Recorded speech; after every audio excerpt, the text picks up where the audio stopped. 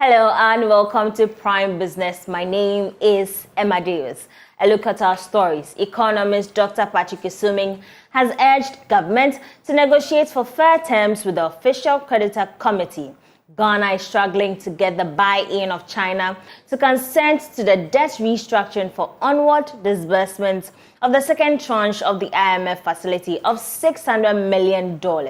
Speaking to Joy Business, Dr. Isuming said when Ghana is able to negotiate better, he is optimistic the country will get an agreement by December 20. If it is clear that China is the only stumbling block and is the only one insisting on the cutoff date, then there's nothing wrong with that. I think, but this is a committee with two co-chairs. So, and I think this kind of thing happens all the time, where if everybody else is on board and there seems to be some misunderstanding with one party, there's nothing wrong with engaging on the side, trying to get an agreement before we come on board. So I don't see any specific challenge, but you have to understand that, the countries are negotiating for their own interests. I think the Chinese government will look at the breakdown of the debt and when the debts were accumulated to try and understand, what is needed for them. The China will be looking at, it definitely wouldn't want to contribute more to the restructuring than the Western partners. So it will probably be looking at these numbers and be thinking, well, perhaps if we shift it to an earlier date, it will give us a fairer treatment. So it's not a trivial thing. I think they have the right to have serious concerns, but I think the government of Ghana should also negotiate on fair terms. And then definitely if it feels I can make more progress doing some side negotiation with the Chinese, why not?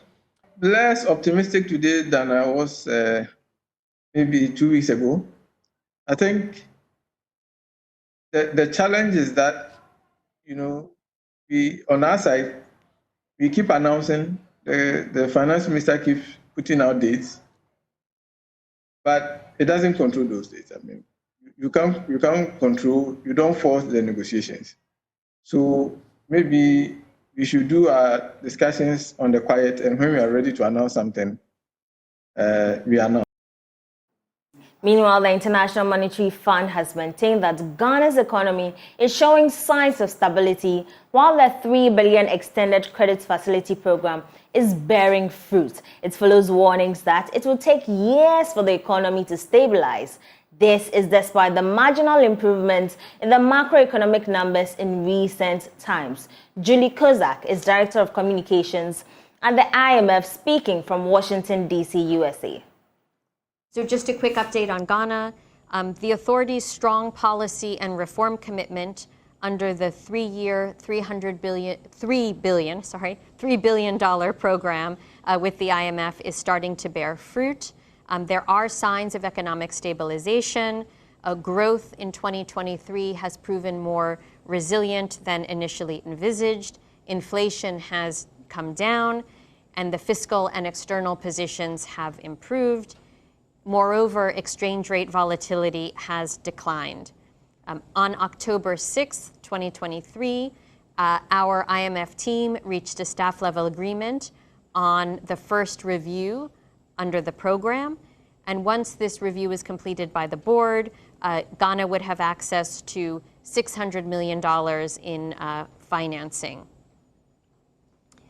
To ensure timely completion of the review, official creditors and the Ghanaian authorities will need to reach agreement on a debt treatment consistent with the objectives of the program and in line with the financing assurances that creditors provided in May of 2023. Discussions between the Ghanaian authorities and the official creditor committee are ongoing, and we certainly hope that an agreement can be reached soon so that we can rapidly bring the program to the board.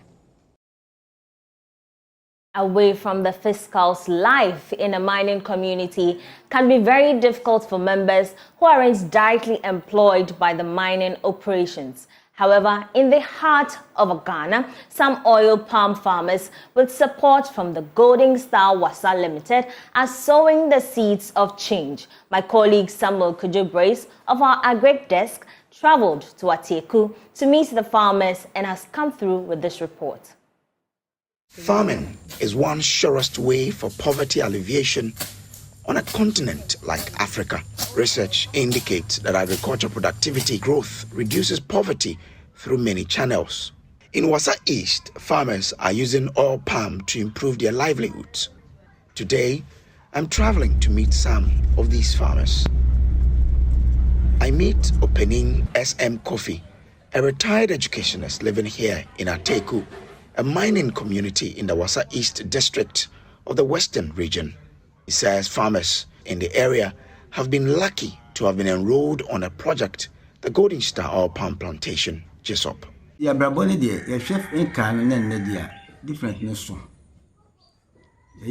When we look at the past and now, there has been a huge transformation. These palm plantations have helped many young men and women to build their own homes. Some farmers have been able to send their children to school. The young girl you see here is my grandchild, and I have been able to sponsor her education from the proceeds of the farm. The palm business has been very impactful. Another farmer, Mary Adomako, lives in Adase, also in the Wassa East district. To her, oil palm has been instrumental at getting her out of the poverty line. First, now I've been here now. When we didn't have the oil palm plantations, things were difficult. But since the chiefs gave Golden Star lands to cultivate these farms for us, they have really been helping our children's education. Since my husband died, it is the oil palm farm that has helped me to take care of the children. By cultivating oil palm trees, these farmers like Auntie Mary are not only contributing to the local economy, but also improving their own living standards. Things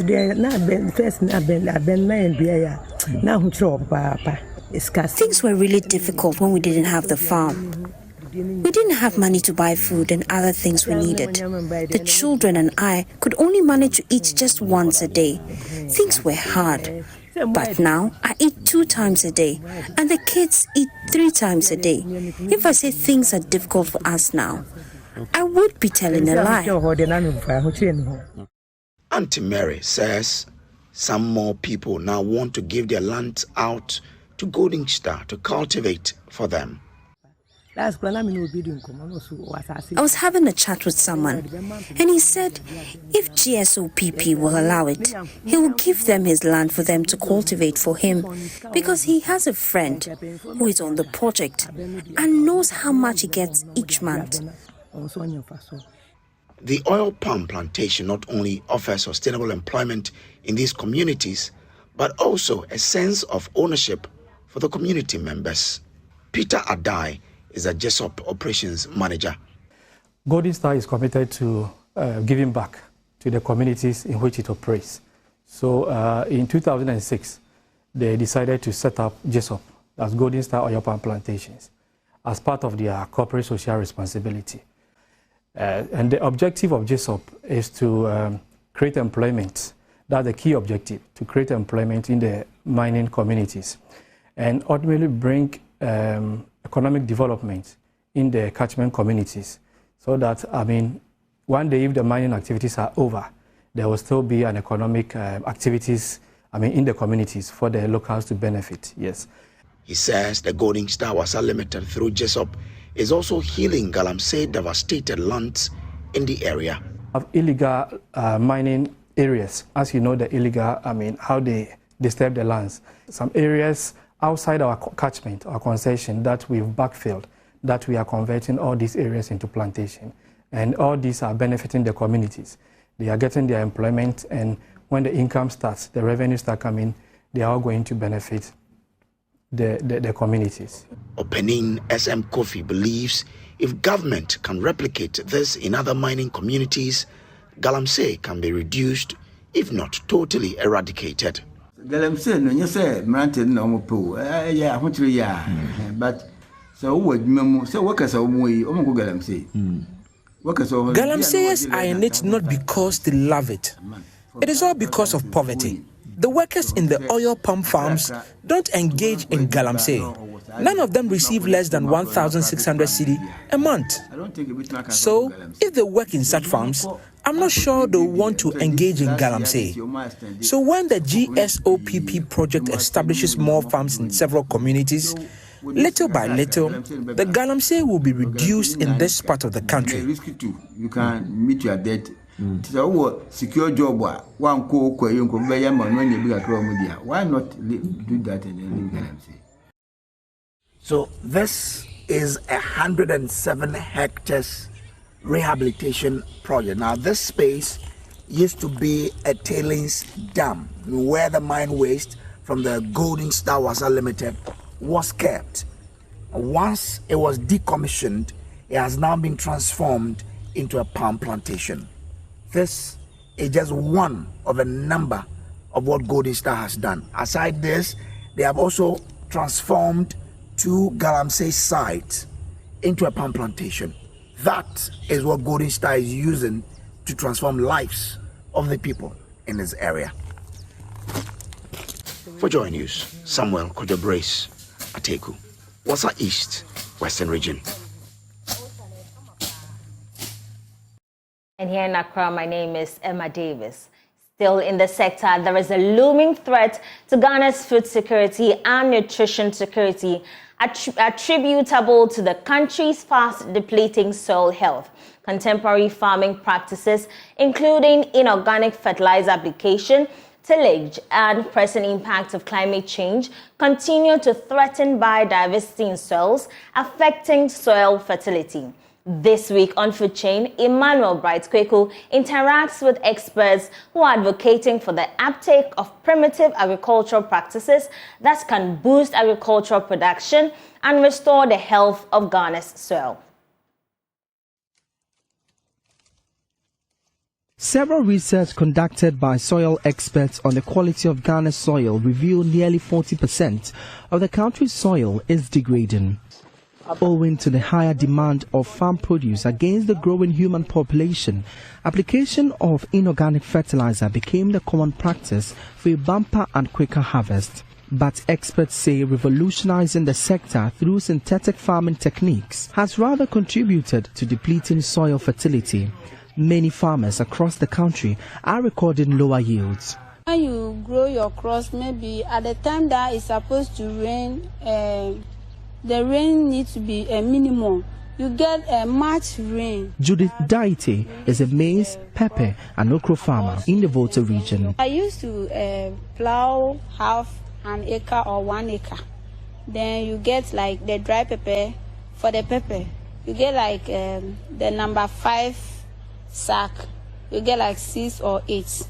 But now, even if I plow 1.5 acre, I don't get up to 5. The consequential impact on profits made locally is pushing farmers to export their produce. We don't sell here again because of the money, so we took it, we export it to Togo. Reports suggest 2023 is on track to become the hottest year since global records began 2 centuries ago.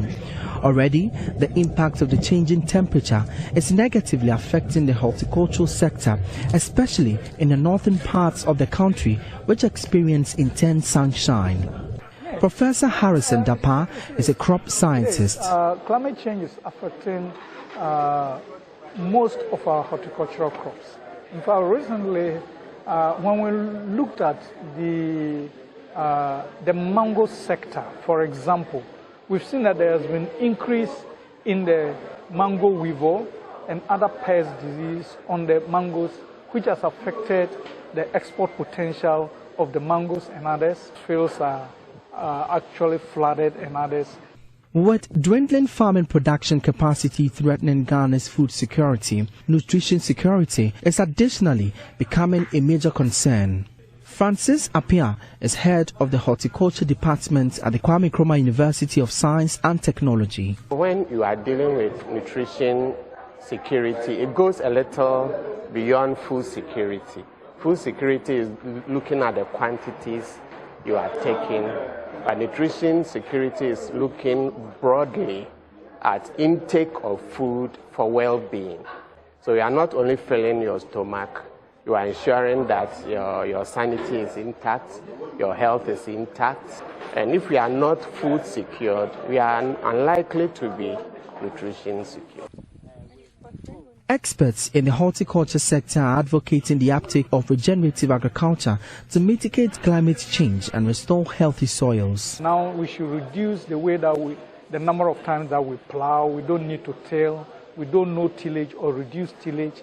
Then we also said we need to reduce the application of biochemical inputs, the fertilizers, and then the insecticides that we spray for the pesticide. And we can only do that if we have integrated farming systems or horticultural systems, or we rotate the horticultural crops with other field crops so that we can maintain the fertility and also break the pesticide cycles. For Joy News, my name is Emmanuel Bright Kweku. Food Chain airs every Saturday at 6 p.m. on the Joy News channel and a repeat on Tuesday at 2:30 p.m. The Director of Crop Services at the Ministry of Food and Agriculture, Dr. Solomon Jan Ansah, is urging the public to venture into home gardening to contribute to food production. According to him, this would help reduce reliance on industrial agriculture. He was speaking at the launch of the Home Gardening Initiative by Solidaridad Ghana. Home Gardening Initiative by Solidaridad Ghana is designed to address critical issues related to food security and nutrition. The launch of the initiative was themed, Working Together to Grow Safe and Nutritious Foods. Director of Crop Services at the Ministry of Food and Agriculture, Dr. Solomon Jan Ansah, said investing in home gardening could help reduce reliance on industrial farming. So long as the Ghanaian population is expected to increase over the years, there will be a continuous need to increase food production and buffer stocks to meet the growing demand and efficiently cope with volatilities in food production and prices. There is a need to pay attention towards home gardens as a strategy to also enhance household food security and nutrition and to avert famine. It provides families with access to fresh, nutritious produce, reducing their reliance on expensive and often unhealthy processed foods. By growing your own food, individuals and communities reduce their reliance on industrial agriculture and often comes with a heavy environmental footprint. Country Director of Solidaridad Ghana, Bosman Owusu, explains the initiative and its intended impact. Home Gardening Initiative is to encourage as many urban households as possible to grow their own vegetables. And the reason is simple.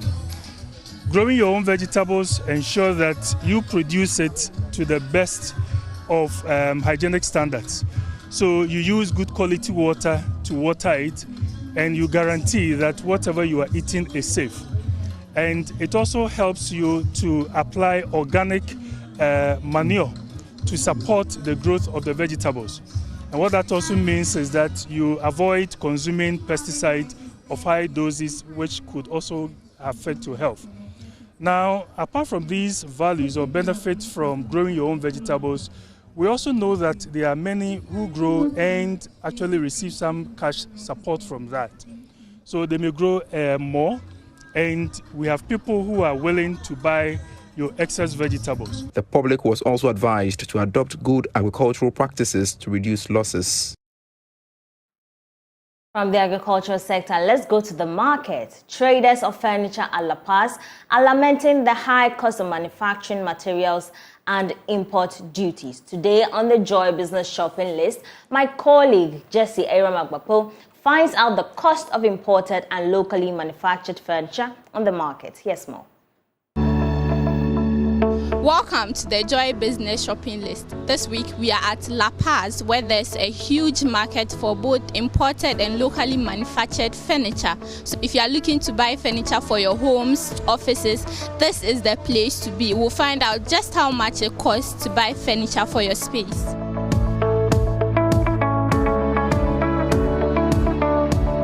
Your royal type, no, I don't know, mostly from Holland. and your friend is Turkey. And we have the leather ones too, mostly from Germany and UK. And our price is not so, somewhere last year it was affordable, but this year, trust me, we are facing, challenges. So this one, for example, is a set. Is this a set? No, this is 3-in-1. We have the 3-in-1 and the 2-in-1, which makes it 5-seater. So this, for example, what's the price? Yeah, the price is 6,500. Are you open to a reduction? Yeah, sure. Probably 6,000 I can give it to the person.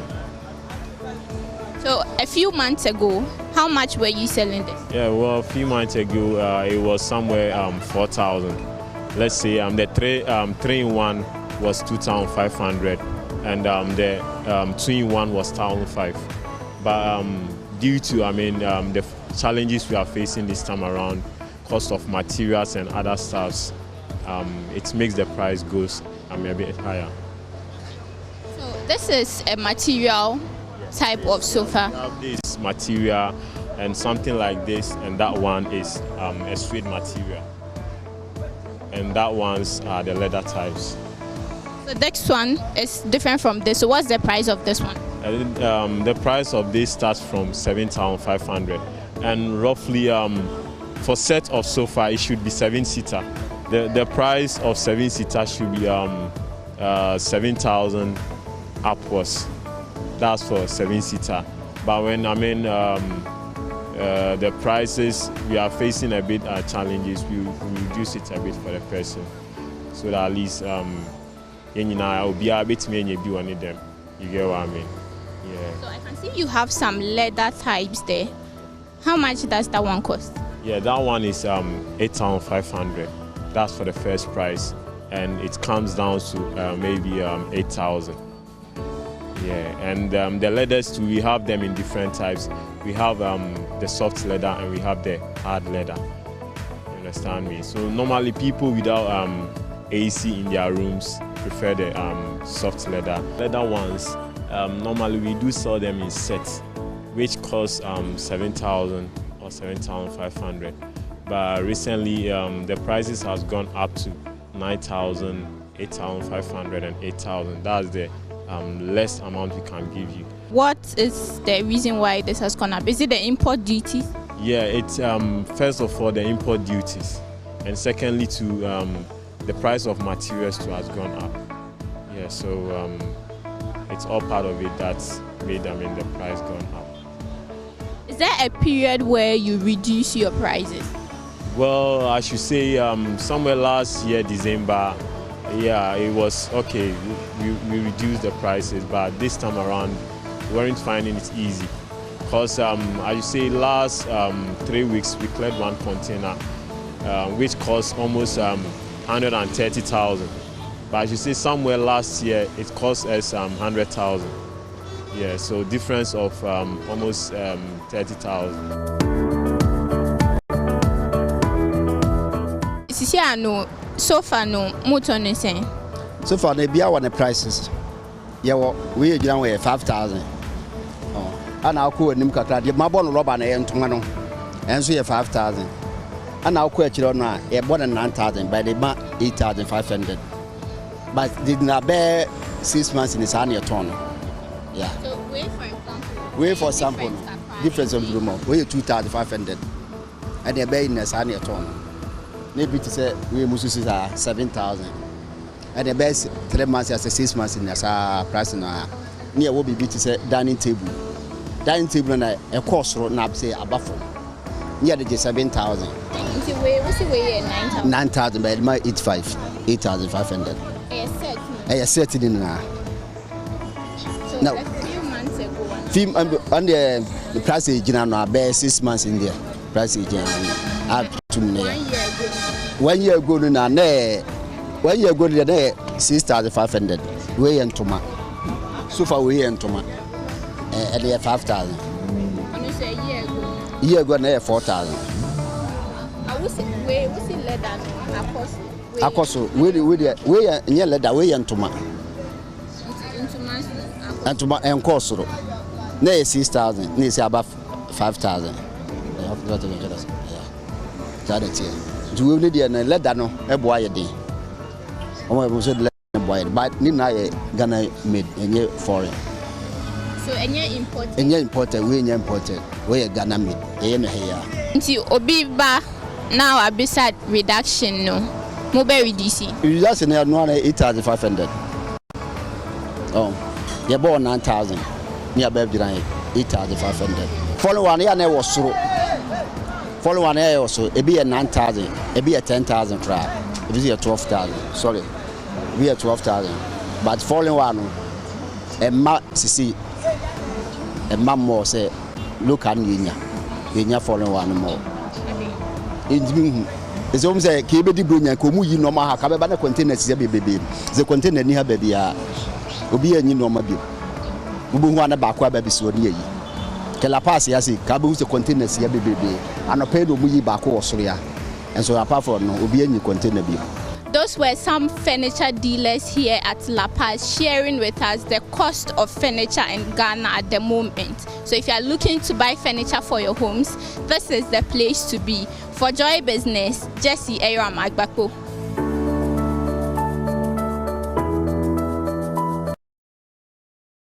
Now you know the prices of furniture if you're looking forward to buying one.